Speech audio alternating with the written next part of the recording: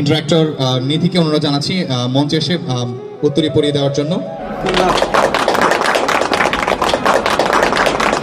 এবং এর সাথে সাথে কিছু বলবার জন্য অনুরোধ জানাচ্ছি। আসলে সেই দিনের স্মৃতিচারণ যদি করতে চাই, আজকে যে স্যুট পরে এই স্টেজে আসতে পারবো সেই কল্পনা সেদিন করি নাই। যেদিন রেস্কিউ করার জন্য নৌকায় উঠেছিলাম, এমনভাবে হেলুনি দুলুনি খাচ্ছিল, মনে হচ্ছিল যেন তাদের সাথে আমরা যারা রেস্কিউ করছি বা তাদের পাশে যাচ্ছি, তারা মনে হয় সেদিন তাদের সাথেই মিশে যাচ্ছি।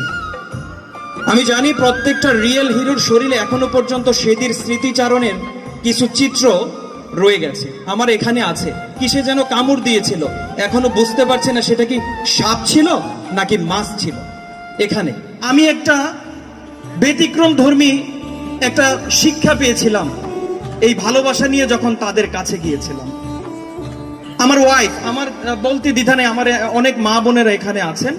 আমার ওয়াইফ যখন আমি ত্রাণ নিয়ে নদীর ওই পারে যাচ্ছিলাম, আমাকে বলছিল, দেখো বাসায় তো কোনো পুরুষ লোক নাই, আমার শরীর খারাপ হয়েছে, তুমি আমার জন্য একটা প্যাড নিয়ে আসবে। আমি বললাম ঠিক আছে, আমি তো সময় পাই না, তারপরেও ঠিক আছে আমি নিয়ে আসব।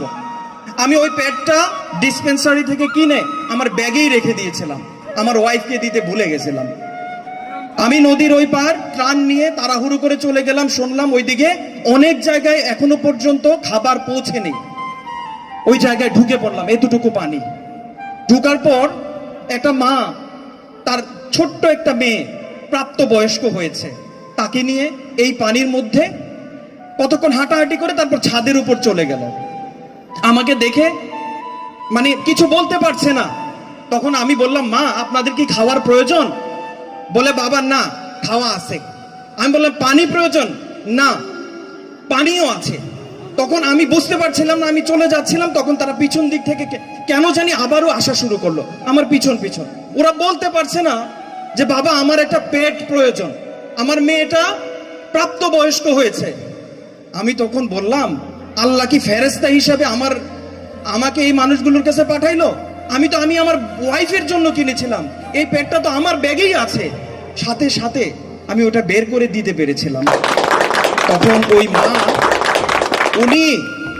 উনি কি করবে, কিভাবে এই ভাষা প্রকাশ করবে, সেই ভাষাটা উনি প্রকাশ করার মতো কোনো সুযোগ ছিল না। উনি চোখ দিয়ে শুধু অশ্রু ঝরাচ্ছিল আর বলছিল, বাবা এই কথাটা 2 দিন ধরে কাউকে বলতে পারিনি, কিন্তু তুমি কিভাবে আসলে এবং তোমার ব্যাগে এই জিনিসটা আছে। তো আমি তার পরদিন থেকে সিদ্ধান্ত নিয়েছিলাম, আমি যখনই এই ধরনের দুর্যোগপূর্ণ অবস্থায় যাব, আমার সাথে আমার প্রত্যেকটা ব্যাগে মায়েদের জন্য একটা এই সম্মানীটা থাকবে।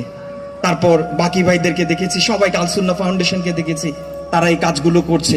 তো আমরা চাই না আর ফিরে আসুক এই দিন, আমরা চাই না আর ফিরে আসুক, এই আশাবাদ ব্যক্ত করছি। অনেক সময় নিয়ে নিয়েছি, অনেক ভালোবাসা রোটারি ক্লাবকে এত সুন্দর একটি আয়োজনে আমাদেরকে সুযোগ করে দেওয়ার জন্য এবং সম্মানিত করার জন্য অনেক ধন্যবাদ সবাইকে।